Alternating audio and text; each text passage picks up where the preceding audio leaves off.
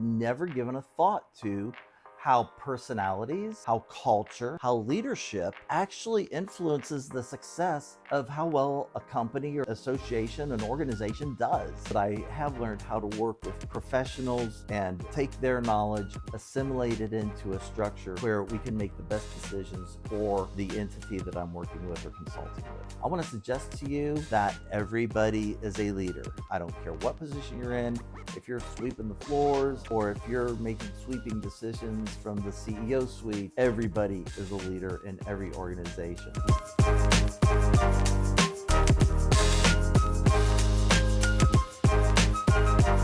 Well, hey there, welcome to the Dan Stockdale podcast. I am so glad to have you with me.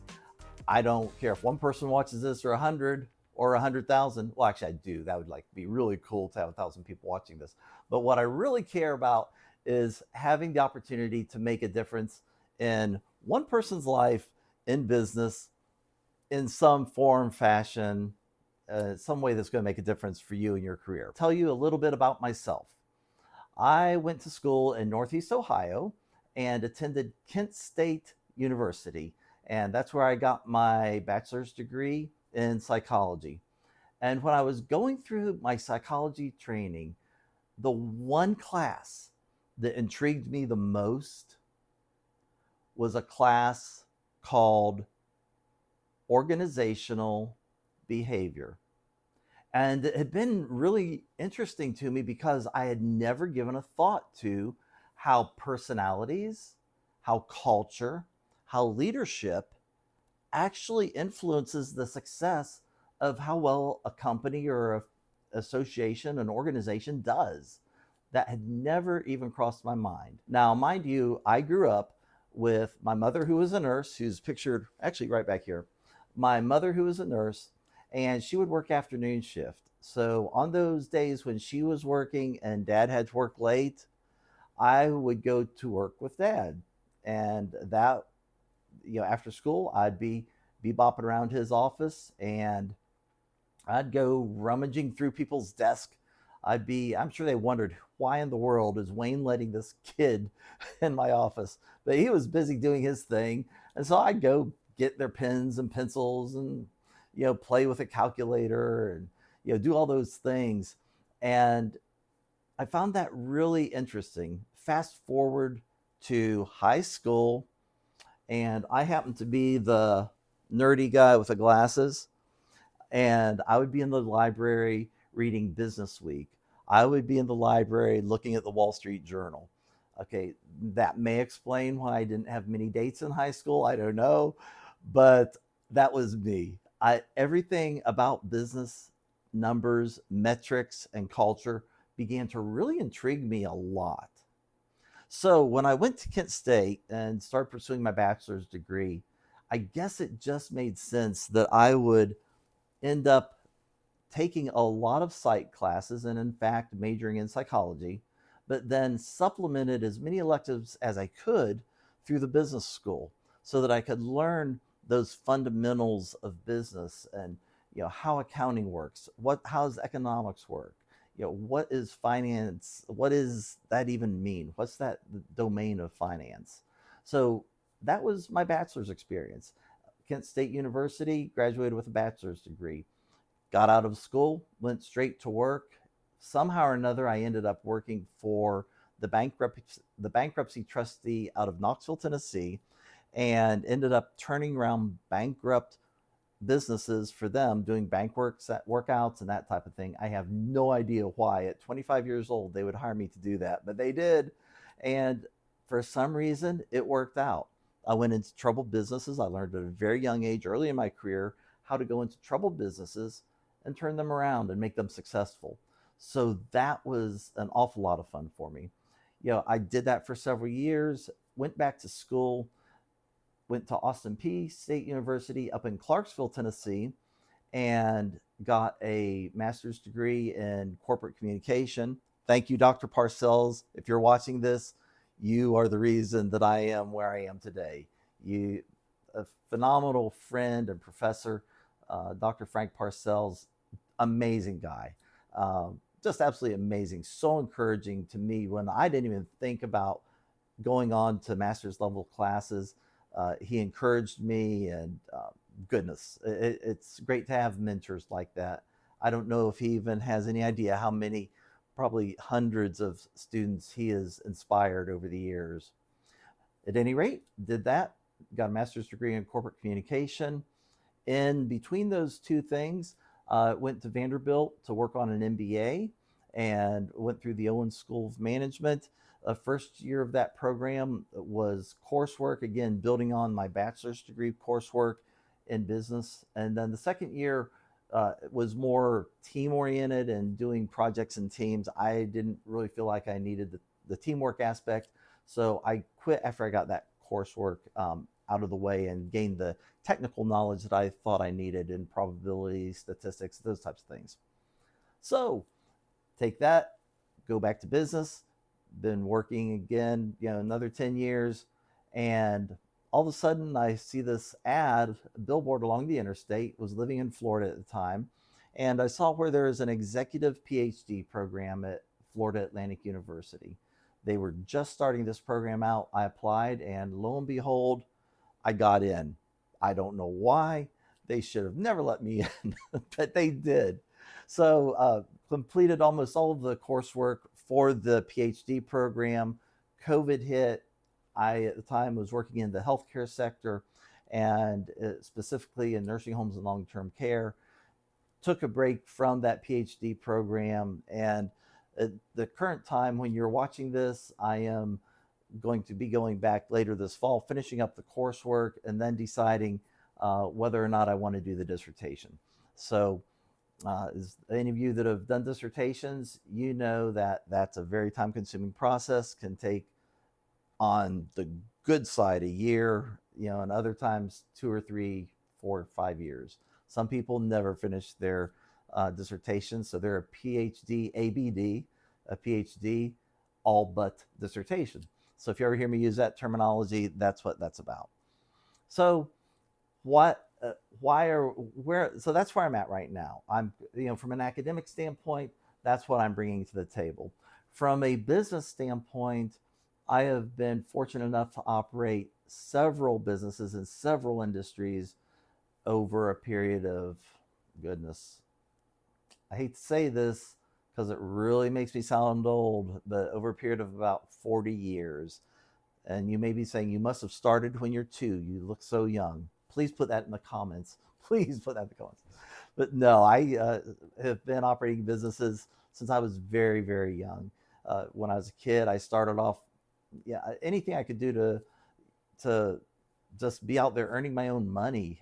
Paper route, everything back when in the old days when there were paper routes, and I had 2 paper routes that I ran after school, would run them on the weekends, and then I'd also take my lawnmower around on the weekends and cut yards.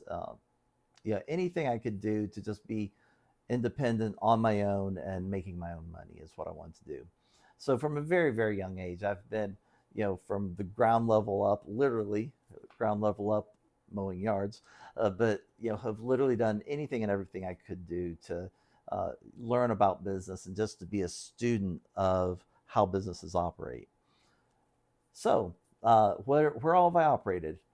Goodness gracious, real estate. Real estate's been very good to me. I've enjoyed everything from just small real estate acquisitions, single family homes, to assisting with my son in opening up a very large property in Kansas City. That was a multifamily property focused on the senior housing space and catered to multiple levels of care. I've also operated in the concert promotion industry. I've also operated in retail. There have been several areas I've operated, several different industries sectors that I've operated in, but there's some commonalities there. It doesn't matter if you are doing logistics for a tour or if you are operating a nursing home in the most regulated industry, one of the most regulated industries in the entire world. The logistics are there on some level. The culture is there based on personalities and performance and skill sets. The culture of the organization, whether it's a traveling tour or if it's a nursing home in a rural town in Tennessee, the culture aspect is the same.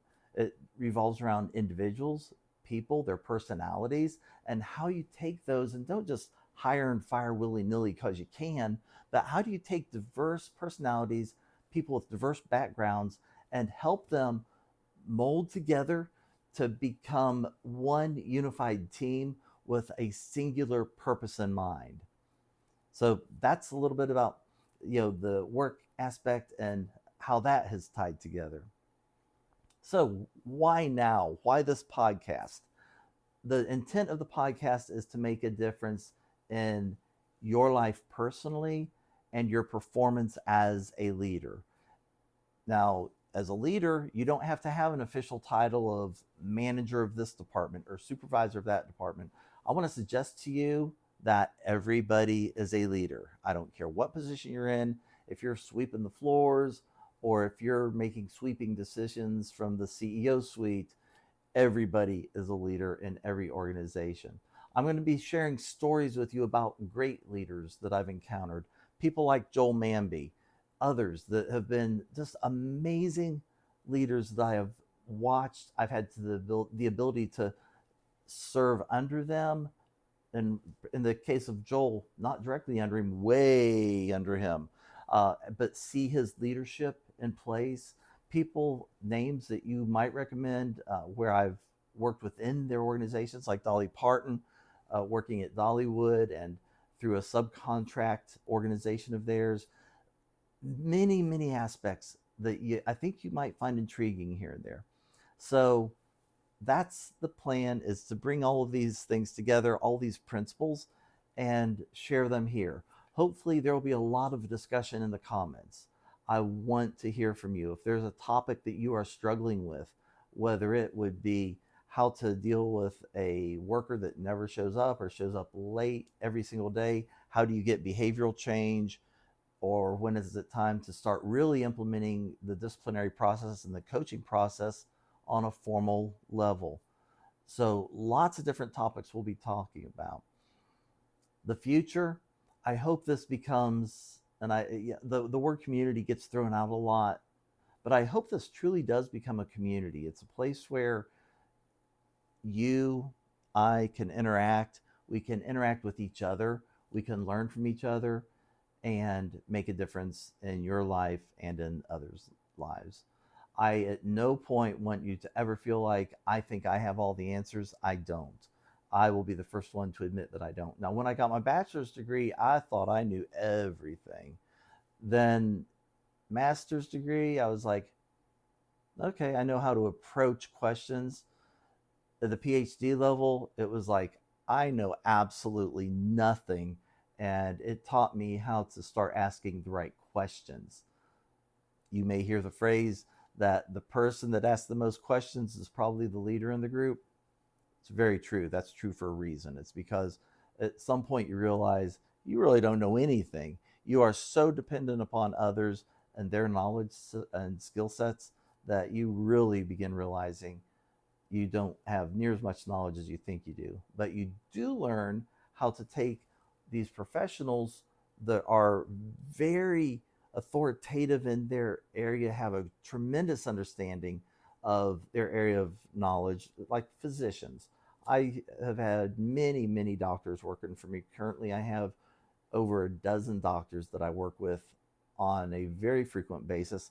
But trust me, you do not want me going in doing surgery on you. You do not want me prescribing anything for you. I would mess it up totally. But I have learned how to work with professionals and take their knowledge, assimilate it into a structure where we can make the best decisions for the entity that I'm working with or consulting with. So that's the hope here, is that we'll use the comment section, that we'll have live questions coming in here and there. We'll do some live streaming and hopefully make a difference, not for really thousands or hundreds of thousands, but just for you. That's the intent.